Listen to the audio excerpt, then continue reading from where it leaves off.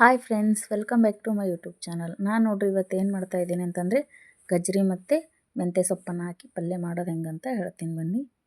ಮೊದಲಿಗೆ ನೋಡಿರಿ ಗಜ್ಜರಿ ಮತ್ತು ಮೆಂತ್ಯ ಸೊಪ್ಪನ್ನು ತೆಗೆದಿಟ್ಕೊಂಡಿದ್ದೀನಿ.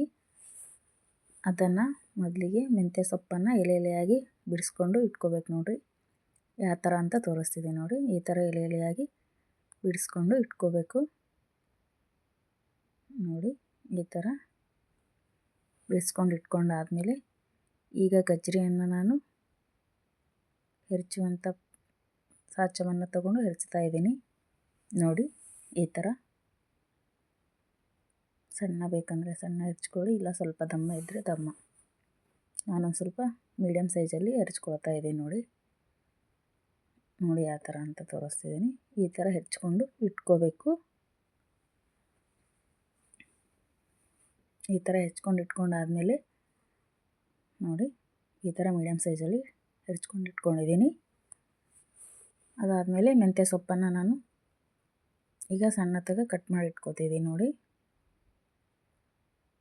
ಸಣ್ಣವಾಗಿ ಕಟ್ ಮಾಡಿ ಇಟ್ಕೋಬೇಕು ನೋಡಿ, ತೋರಿಸ್ತಿದ್ದೀನಿ.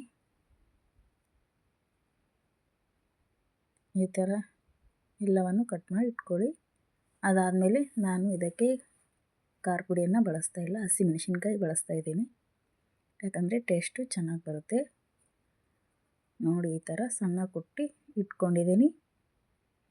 ಅದಾದಮೇಲೆ ಗಜ್ಜರಿ ಮತ್ತು ಮೆಂತ್ಯ ಸೊಪ್ಪು, ಮೆಣಸಿನ್ಕಾಯಿನ ಎತ್ತಿಟ್ಕೊಂಡಿದ್ದೀನಿ. ಈಗ ಒಂದು ಪಾತ್ರೆ ಇಟ್ಟಿದ್ದೀನಿ, ಅದಕ್ಕೆ ಸ್ವಲ್ಪ ಎಣ್ಣೆ ಹಾಕ್ಕೊಳ್ತಾ ಇದ್ದೀನಿ ನೋಡಿ.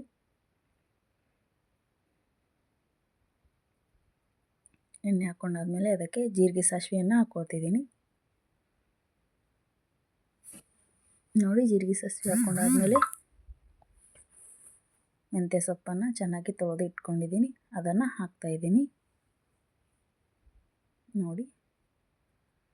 ಅದನ್ನು ಚೆನ್ನಾಗಿ ಮಿಕ್ಸ್ ಮಾಡಿ ಎಣ್ಣೆಯಲ್ಲಿ ಚೆನ್ನಾಗಿ ಉಮ್ಗೊಯ್ಬೇಕದು. ಉಮ್ಗೊಯ್ಯೋವರೆಗೂ ಒಂದು 5 ನಿಮಿಷ ಹಾಗೆ ಚೆನ್ನಾಗಿ ತಿರುವಿ. ಈಗ ನೋಡಿ ಒಂದು 5 ನಿಮಿಷ ಆಗಿದೆ. ಅದಾದಮೇಲೆ ನಾನು ಹಸಿ ಖಾರವನ್ನು ಹಾಕ್ತಾಯಿದ್ದೀನಿ. ಹೀಗೆ ಹಾಕಿದ್ರೆ ಹಸಿ ವಾಸನೆ ಹೋಗುತ್ತಲ್ವ, ಅದಕ್ಕೆ ಹೀಗೆ ಹಾಕ್ಕೊಳ್ತಾ ಇದ್ದೀನಿ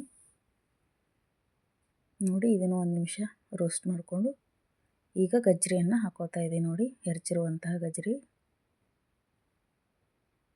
ಎಲ್ಲ ಗಜ್ಜರಿಯನ್ನು ಹಾಕ್ಕೊಂಡು ಚೆನ್ನಾಗಿ ಮಿಕ್ಸ್ ಮಾಡ್ಕೋಬೇಕು ನೋಡಿ.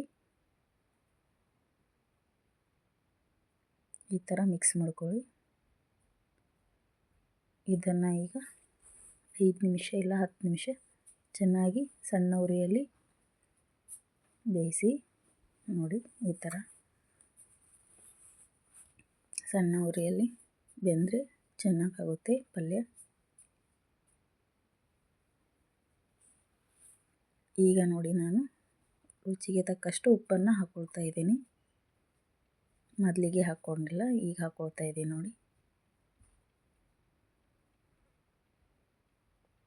ಈ ಥರ ಹಾಕ್ಕೊಂಡು ಚೆನ್ನಾಗಿ ಮಿಕ್ಸ್ ಮಾಡ್ಕೊಳ್ಳಿ.